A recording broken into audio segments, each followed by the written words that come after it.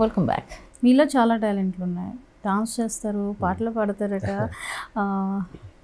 మళ్ళీ direction, artist, ఈ production experience, cricket match మీకు ఇంకా అసలు చాలా ప్రాణం. ఇప్పుడు ఆడుతున్నారు, ఇంకా ఆడుతున్నారు, మొన్న ఆడాను కదా. క్రికెట్ మ్యాచ్ మీద అంత మక్కువ స్కూల్ ఏజ్ నుంచే స్టార్ట్ అయింది. బేసిక్గా నేను థియేటర్తో పాటుగా ఎడ్యుకేషన్ టైంలో స్పోర్ట్స్ ఎక్కువ ఆడేవాళ్ళు. నేను అందుకనే మీరు ఇందాక అన్నారు, మీరు ఎందుకు ఇట్లా ఎలా ఉండగలుగుతున్నారు ఇప్పటికే. స్పోర్ట్స్ అండి, అంటే ఇప్పుడు యంగ్ జనరేషన్ కూడా నేను ఇవ్వగలిగిన సలహా అదే. ఇప్పుడు అన్ఫార్చునేట్లీ ఈ జనరేషన్ అంతా కూడా బ్యాడ్ లక్ అండి. ఎందుకు బ్యాడ్ లక్ అంటున్నానంటే, ఏ స్కూల్ తీసుకోండి ఏసీ, ఒకడు బయటకు వచ్చి మట్టితో సంబంధం లేకుండా ఉండింది. ఇప్పుడు అంటే మా యంగ్ జనరేషన్ మేము ఉన్న టైంలో మేము ఈవినింగ్ స్కూల్ నుంచి రాగానే నైట్ చీకటి పడే వరకు ఆడుతూ, సో యాక్టివిటీ అనేది ఉంది. కాబట్టి ఫిజికల్ యాక్టివిటీ ఎప్పుడైతే ఉంటుందో మనం ఫిజికల్గా బాగుంటాం. యూ స్వెట్ యూ షైన్ అంటారు, అంటే చెమట ఉంటేనే మనం షైనింగ్ అవుతాం. అది ఇప్పుడు ఎవరికి లేదు అన్ఫార్చునేట్లీ. సెల్ ఫోన్స్ ఉన్నాయి, హ్యాపీగా కూర్చుని చోట సోఫాలో కదలకుండా అలా ఉండిపోవచ్చు. ఏది ఇంకా మన యాక్టివిటీ ఏది? ఓన్లీ బ్రెయిన్తో తప్ప ఫిజికల్గా ఎవరు యాక్టివిటీ చేయట్లేదు. సో అందుకని ఇప్పుడు జనరేషన్ పాపం అది బ్యాడ్ లక్. బట్ కొన్ని ఉన్నాయి స్కూల్స్ యాక్టివిటీస్ చేసే స్కూల్స్, అందరని నేను చెప్పట్లేదు. అలా ఉన్న వాళ్ళకి అది అడ్వాంటేజ్ అవుతుంది. అది నాకు అడ్వాంటేజ్ అయింది, ఎందుకంటే చిన్నప్పటి నుంచి ఎక్కువ యాక్టివిటీస్ చేయడం వల్ల, స్పోర్ట్స్లో ఉండటం వల్ల క్రికెట్ మీద ప్రేమ ఎక్కువ. క్రికెట్ బాగా విగరస్గా ఆడేవాళ్ళం ఇంటి దగ్గర. సో అలా నేను క్రికెట్ ఆడతాం, అది నాకు అడ్వాంటేజ్ అయ్యి CCLలో నన్ను సెలెక్ట్ చేసుకున్నారు. వెంకటేష్ గారు, శ్రీకాంత్ అన్న, తరుణ్ గారు, వీళ్ళందరితో, అఖిల్ మా కెప్టెన్, ఇప్పుడు తమన్ భయ్య ఆడుతున్నాడు మ్యూజిక్ డైరెక్టర్. సో వీళ్ళందరితో ఇలా అవకాశం రావటం నిజంగా చాలా థ్రిల్లింగ్ అనిపిస్తుంది. ఏదో ఇంటి దగ్గర ఇచ్చపాటిగా ఆడే క్రికెట్ ఈరోజు ఇంత దూరం తీసుకొచ్చిన అనే దానికి ఇది ఒక ఎగ్జాంపుల్. ఎవరైనా ఒక దాన్ని మనం ఒక ప్యాషన్గా తీసుకుంటే somewhere it will take you. దాన్ని మనం వదలకూడదు. కొంతమందికి పిచ్చి అనుకోవచ్చు, కానీ ఆ పిచ్చి ప్రాపర్ వేలో ఉంటే మంచి కూడా జరుగుతుంది. ఓకే, ప్యాషన్ లక్కీగా మీకు ఇంకా కంటిన్యూ అవుతుంది. అంటే మీరు ప్రొఫెషన్స్ని ఎంచుకునేటప్పుడు ఆర్టిస్ట్గా ఎంచుకున్నారు, క్రికెట్ అంటే అంతే పిచ్చి ఉంది. ఆ టైంలో క్రికెటర్ నవ్వాలనే థాట్ రాలేదా? ఇదే ఎక్కువ ఉందా యాక్టింగ్ మీద? వాస్తవానికి 10th క్లాస్ వరకు కూడా నాకు యాక్టింగ్ మీద అసలు తెలియదు. 7th మా ఫాదర్ నాకు మేకప్ వేశారు, అంటే చిన్నపిల్లల డ్రామా కాంపిటీషన్లో. అదేదో సరదాగా జరిగింది, చప్పట్లు కొడుతుంటే ఏదో థ్రిల్లింగ్ అనిపించింది. అక్కడ దాని మీద ఎక్కువ అంత ఫోకస్ పోలేదు. కానీ 10th క్లాస్ వచ్చిన తర్వాత we're into serious theatre activity. Bhoomika theatre group అని ఒక గ్రూప్ ఉంది, ఇప్పటికీ ఉంది. మిస్టర్ ఉదయ్ భాను అని ఆయన is the head of the theatre group. ఆయన దగ్గర మేము చాలా ఫౌండేషన్ నేర్చుకున్నాం. అక్కడ నేర్చుకోవటం వల్ల ప్లాట్ఫామ్ బాగా పడి యాక్టింగ్ వైపు మళ్ళింది. అదే టైంలో స్పోర్ట్స్ కూడా ఉండేది, అంటే రెండు ఇలాగే చేసాం, రెండు కళ్ళలాగా. సో స్పోర్ట్స్ ఒక పక్క, వాలీబాల్ బాగా ఆడేవాడిని క్రికెట్తో పాటుగా. సో నేను రైల్వే జాబ్ కొట్టేస్తానని ఫీల్ అయ్యాను ఒక టైంలో. ఆఫ్టర్ ఫాదర్ రైల్వే, సో అక్కడ జాబ్ రాలేదు. సో ట్రై చేశారా? ట్రై చేశాను. అంటే ఫాదర్ని కాదని మరి వచ్చారేమో, ట్రై కూడా చేయలేదేమో. ఫస్ట్ స్పోర్ట్స్ కోట ట్రై చేశాను, రాలేదు. బట్ ఇది లక్కీగా సైమల్టేనియస్గా ఇది ఉండటం వల్ల ఇదేదో బాగుందిలే సరే ఇది ట్రై చేద్దాం ఇట్లా వచ్చాం. ఆఫ్టర్ ఇంటర్మీడియట్ డిగ్రీ నుంచి సీరియస్గా చేయటం వల్ల డిగ్రీ అవ్వగానే ఇందులోకి వచ్చేసాం యాక్టింగ్. ఆ తర్వాత ఎక్కడ జాబ్ కూడా చేయలేదు, స్ట్రైట్ అవే టెలివిజన్లోకి వచ్చేసాం. అలా కాలేజ్ రోజుల్లో ఎలా ఉండేది? ఎంతమంది అమ్మాయిలు వెంట పడేవాళ్ళు మీకు? స్క్రీన్ మీద చూసి ఇంతమంది ఫ్యాన్స్ ఉన్నారు సార్ మరి? వాస్తవానికి కాలేజ్ టైంలో నేను చాలా సన్నగా ఉండేవాడిని. నాకు తెలిసి మ్యారేజ్ అయిన తర్వాత బాగుందండి. అంతేనా? నా పాత ఫోటోలు లేవులేండి. మీకు శ్రవంతి అప్పటికే మ్యారీడ్ మీరు? యా, శ్రవంతి టైంకి మ్యారీడ్. అంటే నేను వెరీ ఎర్లీ మ్యారీడ్ అండి. నాది చాలా 23 yearsకి మ్యారేజ్ అయింది. అబ్బాయిలకి 23 అంటే ఎర్లీగా అయినట్టే, చాలా ఎర్లీగా అయినట్టే. ఓకే, అంటే ఒక్కోసారి అట్లా ఎర్లీగా అవడం కూడా మంచిదే. రెస్పాన్సిబిలిటీగా ఉన్నాం, లేదంటే ఎలా ఉండేవాళ్ళం maybe, I don't know. But మంచిది, ఎర్లీగా అవటం కూడా నాకు మంచిదే అయింది. కాకపోతే ఆ రెస్పాన్సిబిలిటీస్ ఉంటాయి కాబట్టి మనం ఇంకా జాగ్రత్తగా ఉండాలి. ఇప్పుడు ఆర్టిస్ట్గానే కొనసాగుతారా, లేదా డైరెక్షన్లోకి ఏమైనా పునాదులు వేసుకోవాలనుకుంటున్నారా? వాస్తవానికి ఇప్పుడు డైరెక్షన్ ట్రై చేయలేదండి. నాకు చేయొచ్చు, కానీ అలాంటి ఇదిలో ఆలోచన వెళ్ళలేదు ఇప్పటిదాకా. మేబీ ఫ్యూచర్లో ఏదైనా ఆపర్చునిటీ వస్తే చెప్పలేను, బట్ ఇప్పటికైతే అలాంటి ఆలోచన లేదు. ఎందుకంటే యాజ్ అన్ యాక్టర్గానే వెళ్ళాలని నా కోరిక. చూద్దాం, ఎప్పుడైనా మధ్యలో ఏమైనా అవకాశం వస్తే ట్రై చేస్తాను. ఈ రోజుల్లో మీలాంటి ఎక్స్పీరియన్స్డ్ పర్సన్స్ ఒక ప్రొడక్షన్ మీద ఇంట్రెస్ట్ చూపిస్తున్నారు. ఓన్ ప్రొడక్షన్ ఒకటి ఉండాలి, మనకంటూ ఒక బ్యానర్ ఉండాలి, దానిలో మనం కూడా ఇండస్ట్రీలో ఒక ఎస్టాబ్లిష్మెంట్ తెచ్చుకోవాలి. బట్ మీకు ప్రీవియస్ ఒక ఎక్స్పీరియన్స్ వచ్చింది, సో దాంతో మేబీ డిస్టెన్స్ మెయింటైన్ చేస్తుండొచ్చు. సీరియల్స్ మీకు చాలా హ్యూజ్ ఎక్స్పీరియన్స్ ఉంది, ప్రతిదీ తెలుసు మీకు. సో సీరియల్స్ని ఏమన్నా ప్రొడ్యూస్ చేసే ఛాన్స్ ఉందా? సీరియల్ అనుకున్నాను కానీ సీరియల్ కూడా ఇప్పుడు చాలా టఫ్ అయిపోయిందండి వాస్తవానికి. ఓకే. సీరియల్లో ఉండే చాలా మంది ప్రొడ్యూసర్ ఫ్రెండ్స్ ఉన్నారు. నాకు శ్రీరామ్ ఉన్నారు, అతను నాకు చాలా మంచి మిత్రుడు, ఎన్నో రకాలుగా నాకు చాలా హెల్ప్ఫుల్గా ఉంటాడు అనే విషయం. అతను అంటే ఇప్పుడు చాలా టఫ్గా ఉందండి వాస్తవానికి టెలివిజన్ ఇండస్ట్రీ కూడా. కాంపిటీషన్ ఎక్కువ అవటం వల్ల and more over TRP based ఇదంతా. ఫర్ ఎగ్జాంపుల్ మనం ఎంతో కష్టపడి ఒక ప్రొడక్షన్ స్టార్ట్ చేస్తాం, అది స్లాట్ తెచ్చుకోవటం ఇంకా కష్టం. సరే అది కూడా తెచ్చుకున్న తర్వాత ఒకవేళ టీఆర్పీ లేదనుకోండి, మనం ఇన్ని రోజులు పడ్డ శ్రమ వేస్ట్, పెట్టిన ఇన్వెస్ట్మెంట్ వేస్ట్, అది సడన్గా ఒక 6 నెలల్లో క్లోజ్ చేస్తే ఆ ఇన్వెస్ట్మెంట్ మొత్తం పోతుంది మళ్ళీ. సో ఇన్ని రకాల కొన్ని ఇవి ఉంటాయి ప్రాబ్లమ్స్. సో రిస్క్ ఎక్కువే. ఇదివరకంటే స్లాట్ ఇచ్చి ఒక 1-2 years అగ్రిమెంట్ ఉండేది, ఇప్పుడు అలా కాదు, ఒక 3 నెలల్లో 4 నెలల్లో అగ్రిమెంట్ ఇస్తున్నారు. దానివల్ల ఏమవుతుందంటే మినిమం ఒక 1 year ఉంటే ప్రొడ్యూసర్ ఏదైనా వెనకేసుకుంటాడు. అలా 1 year లోపల ఆగిపోతే ఇంకా వాడు పెట్టిన డబ్బులన్నీ పోతాయి, చాలా ఇబ్బంది పడాల్సి వస్తుంది. దాని బదులు ఇలా సినిమా చేసుకోవడం బెస్ట్. ఒక 6 నెలల్లో ఒక అవుట్పుట్ వస్తుంది, తేలిపోతుంది.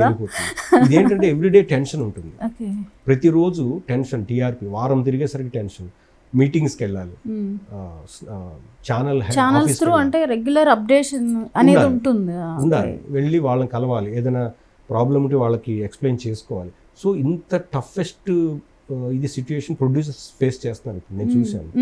సో మనం మళ్ళీ వెళ్ళి అందులోకి మళ్ళీ టెన్షన్ ఎందుకు తీసుకోవాలని నేను దానికి దూరంగానే ఉన్నాను. వాస్తవానికి నేను చేయకపోవచ్చు. Okay okay. అంటే ఇన్ని తెలిసిన తర్వాత దూరంగా ఉండే వాళ్ళకి సీరియల్ తీసుకుంటే వాళ్ళు బోల్ సంపాదిస్తారు అనేది ఉంటుంది. ఇప్పుడు మాలాంటి వాళ్ళకి ప్రొడ్యూసర్కి ఇన్ని కష్టాలు ఉంటాయని తెలియదు కదా. End of the day luck అనేది కూడా ఫేవర్ చేయాలండి. అంటే చాలా మంది అంటారు కష్టపడితే లక్ ఏంటంటారు, కానీ లక్ అనేది ఉండాలి. అఫ్ కోర్స్ ఎంతో మంది కష్టపడుతున్నారు, మరి అందరికి ఎందుకు అవ్వట్లేదు? కొన్ని సీరియల్స్ అసలు లాంగ్ రన్ నడుస్తున్నాయి, అది లక్ అండి. ఓకే. సో లక్ అనే కోషంట్ ఉంది ఖచ్చితంగా, బట్ కష్టపడాలి. అట్ ద సేమ్ టైం అది ఎక్కువ రోజులు నిలిస్తేనే మీకు కలిసి వస్తుంది. అది షార్ట్ టైంలో అయిపోతే అది లాస్ అయిపోతుంది, అందరికీ లాస్. ఓకే. టీఆర్పీస్ ఎంతవరకు ఒక ఆర్టిస్ట్ సక్సెస్ని నిర్ణయిస్తాయి? ఆర్టిస్ట్ సక్సెస్ టీఆర్పీతో సంబంధం లేదండి వాస్తవానికి. ఇప్పుడు ఫర్ ఎగ్జాంపుల్ ఛానల్లో ఉండే మెయిన్ ఎవరైతే ఉంటారో వాళ్ళు ఈ క్యారెక్టర్కి వీళ్ళు కావాలి, ఈ క్యారెక్టర్ వాళ్ళు కావాలి, వాళ్ళే డిసైడ్ చేస్తారు. సో అక్కడ టీఆర్పీకి యాక్టర్కి సంబంధం లేదు. ఓకే. అక్కడ ఓన్లీ టీఆర్పీ అనేది మీరు వేసిన స్లాట్లో ఎంతమంది చూస్తున్నారు, ఆ టైంలో ఎంతమంది వాచ్ చేస్తున్నారని వస్తుంది తప్ప దానికి యాక్టర్స్కి నాకు తెలిసి యాక్టర్స్ ఇమేజ్ ఏమైనా డిపెండ్ అయ్యి చాలా మైన్యూట్ అండి. టెలివిజన్లో ఆర్టిస్ట్ ఇమేజ్ అనేది చాలా తక్కువ. ఎందుకంటే ఇప్పుడు ఈ క్యారెక్టర్కి ఇతనే కావాలి అని డైరెక్టర్ గట్స్తో చెప్పినా కూడా ఛానల్ వాళ్ళు మేము పెట్టుకోమండి, మేము చెప్పిందే పెట్టుకోండి అనే స్థాయిలో ఉంది ఇప్పుడు ఛానల్. ఏది కావాలంటే అదే ప్రొవైడ్ చేయాలి. నాకు తెలుసు ఎంతోమంది ప్రొడ్యూసర్స్ డైరెక్టర్స్ వాళ్ళు ఇచ్చిన రెఫరెన్స్ని వాళ్ళు ఒప్పుకోరు, ఛానల్ చెప్పిందే చేయాలి. మరి అలాంటి సిచ్యువేషన్లో యాక్టర్ వల్లే అని మనం చెప్పలేం కదా, ఛానల్ డెసిషన్ వల్ల. అదే యాక్టర్ వల్ల లేకపోతే డైరెక్టర్ వల్ల అనేది ఎప్పుడు వస్తుందంటే వాళ్ళు చెప్పింది చేస్తే వస్తుంది. బట్ ఇక్కడ ఆ ఫ్రీడమ్ అనేది లేదు నాకు తెలిసి. చాలా వాటిల్లో నేను చూస్తున్నాను లేదు ఆ ఫ్రీడమ్, ఓన్లీ ఛానల్ చెప్పింది చేయాలి. ఓకే. అంటే ఛానల్ చూసింగ్ అనేది ఆలోచిస్తే మనకి బయట నుంచే ఎక్కువ వస్తున్నారు కదా ఆర్టిస్టులు, లీడ్ రోల్స్ ఎక్కువ వస్తున్నారు. మేబీ నాకు తెలిసి మేల్సే ఎక్కువ ఉన్నారు, ఇక్కడ వాళ్ళు మేల్స్ ఎక్కువ ఉన్నారు, కానీ హీరోయిన్స్ అయితే తక్కువే కనిపిస్తున్నారు. వాళ్ళు ఎలా సక్సెస్ అవుతున్నారు, వాళ్ళని ఎలా సెలెక్ట్ చేసుకోగలుగుతున్నారు? బయట నుంచి వచ్చేవాళ్ళు దానికి చాలా ఛానల్ చూసింగ్ అంటున్నారు కాబట్టి. అంటే ఇక్కడ చాలా ఉన్నాయండి దీనికి ఎక్స్ప్లెనేషన్స్. ఎట్లా అంటే ఛానల్కి ఫ్రెష్ ఫేస్ కావాలి, అండ్ ప్రొడ్యూసర్కి ఏంటంటే లోకల్స్ని పెట్టుకుంటే, ఫర్ ఎగ్జాంపుల్ ఇప్పుడు నేను బిజీ అయిపోయాను అనుకోండి, నాకు ఆపర్చునిటీస్ ఇంకో 2 వస్తాయి. నేనేం చేస్తానంటే ఇవి కూడా నేను వదులుకోవద్దని అవి కూడా ఒప్పేసుకుంటాను. దీనివల్ల ఏమవుతుందంటే ప్రొడ్యూసర్కి ఎఫెక్ట్ పడుతుంది.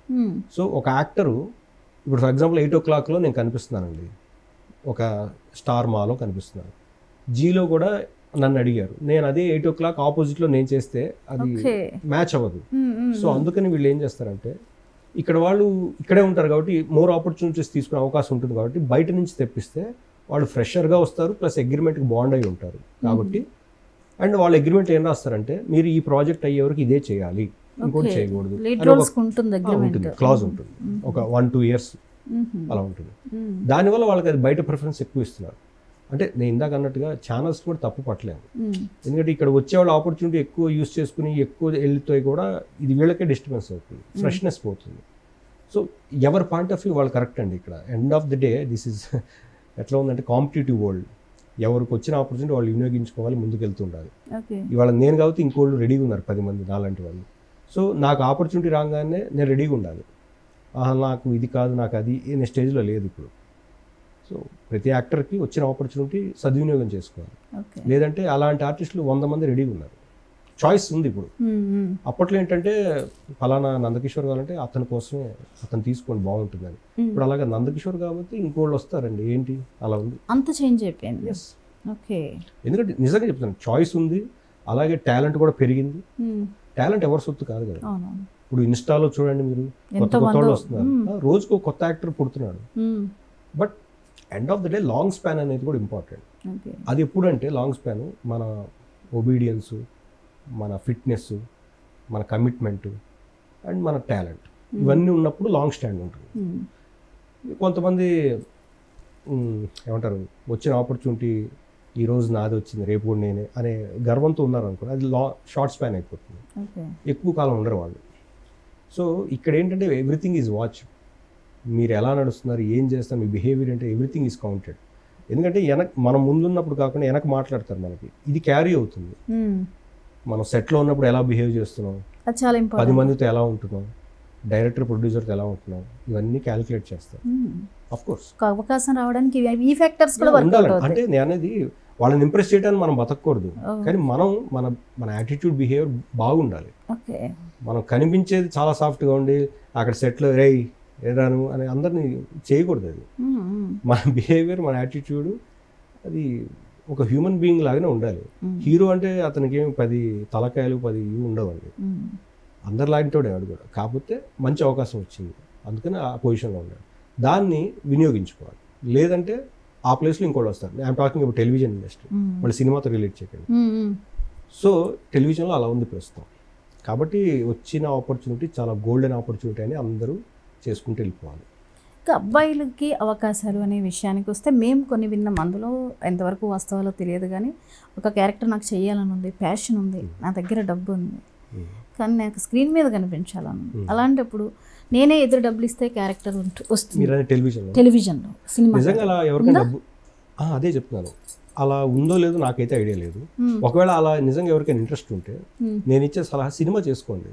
నిజంగా అంత డబ్బు ఉంటే మీరు ప్రాపర్ ట్రైనింగ్ తీసుకుని, మీరు ప్రాపర్ స్కిల్ డెవలప్ చేసుకుని, ప్రాపర్ టీమ్ని పెట్టుకుని సినిమా చేయండి. సీరియల్ ఎందుకు చేయాలి? నేను కనిపించాలనే మోటోతో వస్తున్నారా, లేకపోతే నేను ప్రూవ్ చేసుకుని నేను ఒక యాక్టర్గా నిలబడదామని వస్తున్నారా? డిపెండ్స్. అంటే ఇక్కడ ఆలోచన విధానం మీకు అర్థం అవ్వాలి. నేను ఎట్లయినా కనిపించాలి, అదొక ఆలోచన అండి. నేను కనిపిస్తూ లాంగ్ రన్లో ఉండి నేను ఇంప్రెషన్ ఇవ్వాలి, ఒక యాక్టర్గా నిలబడిపోవాలి, ఇది వేరే. వాళ్ళు ఏ చాయిస్లో వస్తున్నారనేది వాళ్ళకి తెలుసుకుని రావాలి. నిజంగా డబ్బు ఉంటే నా సలహా అయితే అదే, ట్రైనింగ్ అవ్వండి, తెలుసుకోండి, యాక్టింగ్ స్కిల్స్ పెంచుకోండి, ప్రాపర్ టీమ్ని ఫామ్ చేసుకోండి. ఇప్పుడు చిన్న చిన్న సినిమాలు ఎంత గొప్ప సినిమాలు వచ్చినాయండి ఈ మధ్యకాలంలో, చాలా మంచి. అలా చేసుకోవచ్చు కదా. నిజంగా డబ్బు ఉంటే అలా చేయమని నా సలహా, అది ఉచిత సలహానే. But end of the day నిజంగా డబ్బు ఉన్న వాళ్ళు చేయాల్సిన పని అది. ఎందుకంటే దానివల్ల చాలా ఫ్యామిలీస్ బతుకుతాయి, చాలామందికి ఆపర్చునిటీ వస్తుంది. నువ్వు నిజంగా ఒక అద్భుతమైన ప్రోడక్ట్ ఇవ్వగలిగితే నిన్ను నమ్ముకుని ఇంకొక 10 ప్రొడక్షన్ హౌసెస్ వస్తాయి. సో అలా వెళ్ళాలి. డబ్బు ఉంది కదా అని నేను ఏదైనా చేసేస్తా అంటే చేయొచ్చేమో, మీరు అన్నట్టు ఎవరైనా అవకాశం వరకు తెచ్చుకోవచ్చు. ఆ లాంగ్ స్టాండింగ్ ఉంటుందా లేదా అనేది మనం చెప్పలేము. కరెక్ట్. అంటే సీరియల్ సినిమాలు ఇక సంపాదన విషయానికి వస్తే ఒక ఆర్టిస్ట్ అయితే చాలు, చక్కగా రెడీ అవుతారు, భలే సంపాదించుకుంటారు, వాళ్ళకున్న లగ్జరీ లైఫ్ ఎవరికి రాదు. ఇది కామన్ ఆడియన్స్ ఫీల్ అవుతాను. నిజంగా ఎలా ఉంటుంది, మీ ఎర్నింగ్స్ ఎలా ఉంటాయి? సెటిల్ అయిపోవచ్చు ఒక సీరియల్తోనో లేకపోతే 4 సినిమాలతోనో? వాస్తవానికి టెలివిజన్లో చేసే యాక్టర్స్ పరిస్థితి నేను మాట్లాడితే కనుక మెయింటెనెన్స్కే వెళ్ళిపోద్దండి. అంతే తప్ప వెనకేసేసుకుని ఒక బిల్డింగు, ఒక మెర్సిడీస్ బెంజ్ ఇలా ఉండదు. ఆస్తులు సంపాదించి రాసిస్తారు. ఎవరైనా ఆర్టిస్ట్ టెలివిజన్లో actor I'm talking, not anchors, అలాంటి యాక్టర్స్ ఎవరు ఉంటే నాకు చూపించండి. కేవలం టెలివిజన్ మీద సంపాదించి బిల్డింగులు బెంజులు కొన్నవాళ్ళని చూపించండి. ఉండదు. ఎందుకంటే ఇక్కడ వచ్చే నెల నెల మన మెయింటెనెన్స్, మన ఇల్లు, మన ఫ్యామిలీ, ఇవన్నిటికే అది సరిపోతుంది. ఒక్కోసారి ఇంకా లో కూడా ఉండొచ్చు. అండ్ ఒక 2 సీరియల్ కంటిన్యూస్ జరుగుతున్నాయి, సడన్గా ఒక సీరియల్ ఆగిపోద్ది, వాడి పరిస్థితి ఏంటో తెలియదు, మొత్తం చాలా చేంజ్ వచ్చేస్తుంది.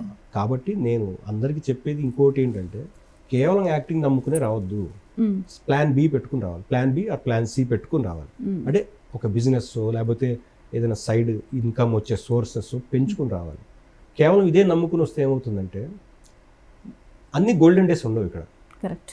ప్రతిరోజు మంచిది ఉండదు, కష్టాలు ఉంటాయి, సుఖాలు ఉంటాయి. సుఖాలు ఎక్కువ రోజులు ఉండవు, కష్టాలు ఎక్కువ రోజులు ఉంటాయి. ఇక్కడ మీరు అన్న కష్టాలు కూడా బాగా గుర్తుంటాయి.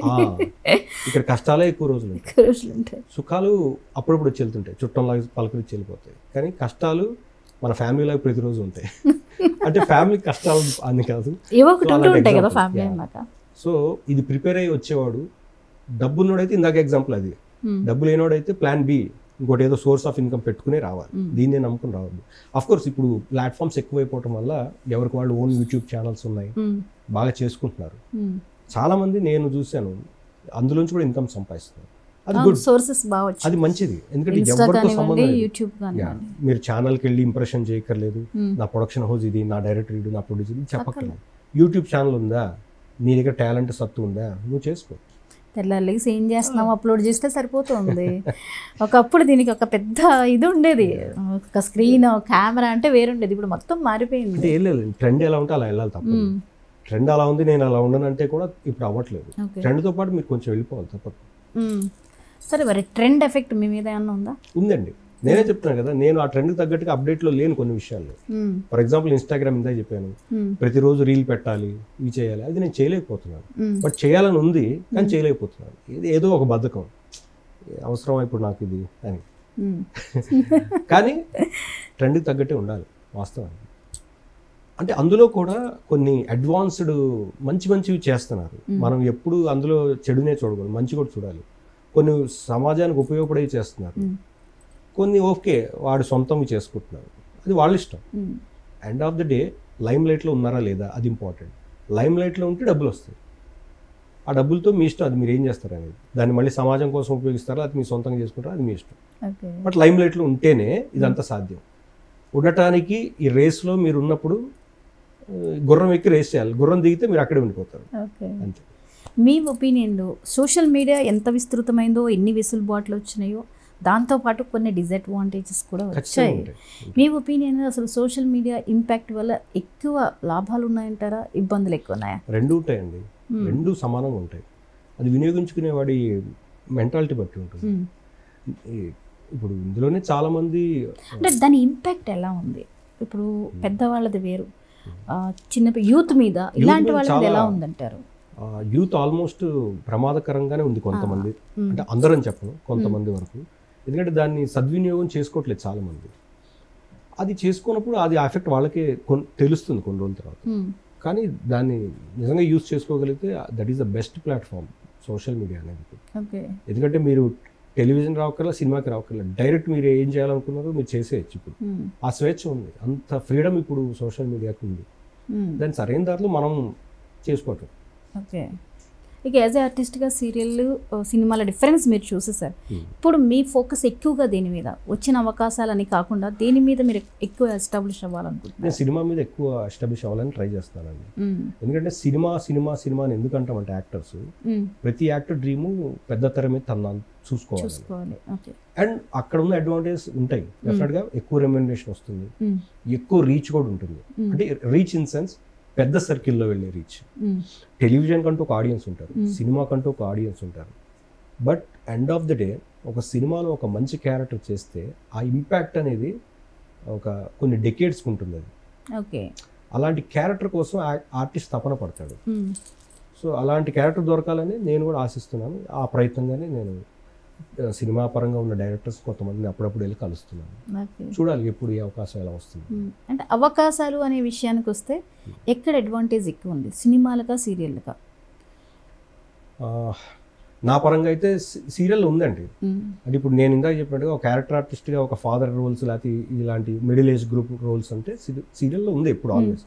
సినిమా అనేసరికి ఏమవుతుందంటే పర్టికులర్గా వెళ్ళి డైరెక్టర్స్తో మీట్ అవ్వాలి, వాళ్ళ ఇంప్రెషన్లో ఉండాలి, వాళ్ళకి థాట్ సడన్గా వస్తుంది, అరే నందకిషోర్ ఈ క్యారెక్టర్ బాగుంటాడు ఇతను పెట్టుకుందామని.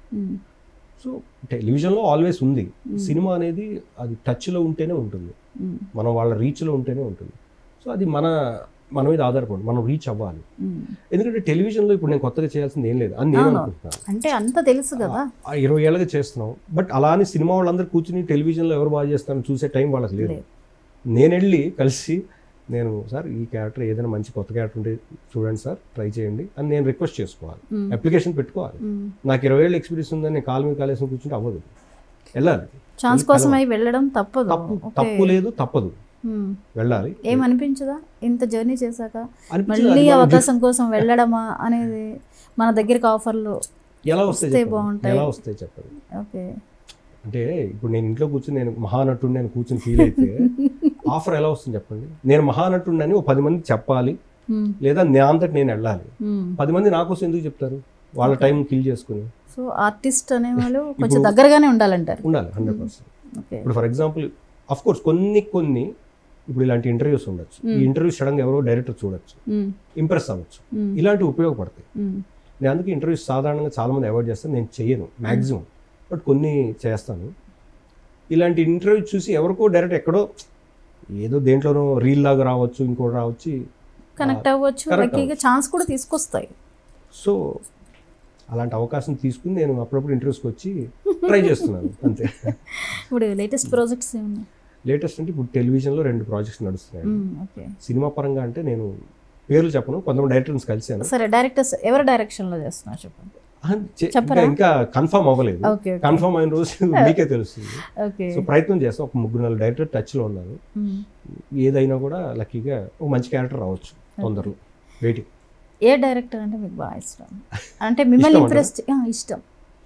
త్రివిక్రమ్ గారు బాగా ఇష్టం. ఓకే, రాజమౌళి గారు, లిస్ట్ చాలా. వాళ్ళ బ్యానర్స్ కోసం ట్రై చేస్తారా? సుకుమార్ గారు ట్రై చేస్తున్నాను నేను. ఓకే, మరి ఇష్టమైన హీరోలు ఎవరు? నేను హీరోతో చెయ్యాలి అనే హీరోలు ఉన్నారా, లేదా హీరోలు మీకు బాగా క్లోజ్గా ఉన్నవాళ్ళు అలా ఎవరైనా ఉన్నారా ఇండస్ట్రీలో? అంటే నాకు వెంకటేష్ గారు అంటే చాలా గౌరవం, చాలా అభిమానం అండి. ఎందుకంటే క్రికెట్ పరంగా ఆయన నాకు దగ్గర అయ్యారు, బట్ ఆయన పర్సనల్గా వస్తేసరికి is a great mentor and is a great guru. What an inspiration. ఆయన వర్డ్స్ ఒక్కొక్క వర్డ్ కూడా ఆల్వేస్ ఇన్స్పైరింగ్ ఉంటాయి, ఎక్కడ కూడా డీమోటివేటింగ్గా కానీ లేకపోతే డీఫేమింగ్గా కానీ ఉండవు. ప్రతి మనిషితో ఆయన మాట్లాడేటప్పుడు అది లవ్లీగా ఉంటుంది, ఎంకరేజింగ్గా ఉంటుంది. సో ఆయనతో నిజంగా నా జర్నీ చాలా హ్యాపీగా ఉంటుంది. ఎందుకంటే నా సినిమాకు కూడా ఆయన వచ్చి ట్రైలర్ లాంచ్ చేశారు నేను అడగంగానే. అంత పెద్ద స్థాయిలో ఉన్న హీరో నా కోసం వచ్చి చేయాల్సిన అవసరం లేదు. బట్ నేను సార్ ఇట్లా మీరు చేస్తే బాగుంటుంది అంటే, ఎప్పుడు నువ్వు వచ్చేసి అక్కడికి స్టూడియోకి అన్నారు, అయిపోయింది. అంటే అంత కైండ్ హార్టెడ్ పర్సన్ ఆయన. అలా నాకు పర్సనల్గా ఆయన చాలా ఇష్టం. అండ్ అభిమాన హీరో అనేసరికి మెగాస్టార్ చిరంజీవి గారు. ఎందుకంటే ఇండస్ట్రీ తర్వాతే అందరూ కదా, దాదాపు అందరికీ నాలా కొన్ని లక్షల మంది ఆయన చూసి ఇన్స్పైర్ వచ్చిన వాళ్ళు. సో నేను కూడా ఆయన చూసి ఇన్స్పైర్ వచ్చాను. సో చిరంజీవి గారు అంటే నాకు అభిమాన హీరో.